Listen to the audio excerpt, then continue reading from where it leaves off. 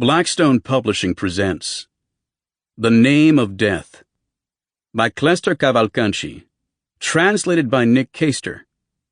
This book is read by Jonathan Davis.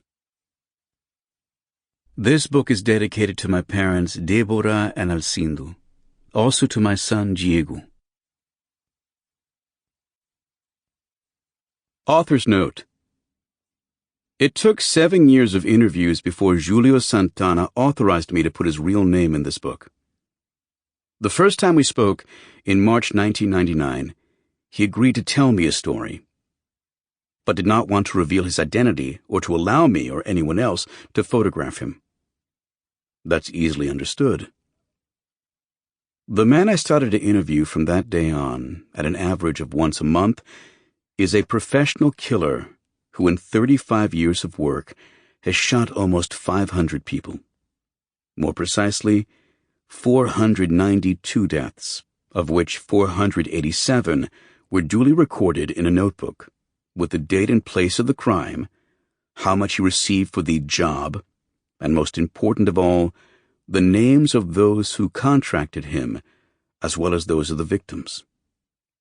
My first contact with this intriguing Brazilian citizen came about while I was working on a report about slave labor.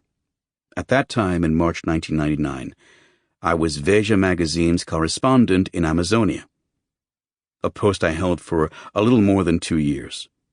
For the report, the photographer Janduari Simões and I traveled to various towns in Pará State, looking for people who had been enslaved and for ranchers who kept slaves on their properties. During an operation by the federal police and the Ministry of Justice in the town of Tomeaçu, one of the policemen said it was common in the region for the ranchers to hire gunmen to kill relatives, usually the children or brothers of slave workers who had fled their states, as a way of forcing the slaves to return to work.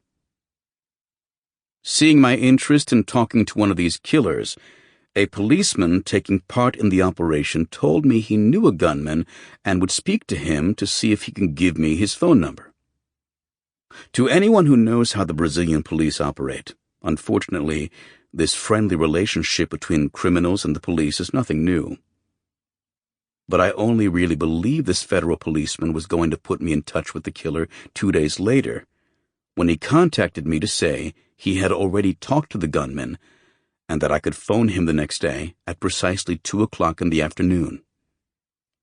The number he gave me was a public phone opposite a bakery in the town of Porto Franco in Maranhão State.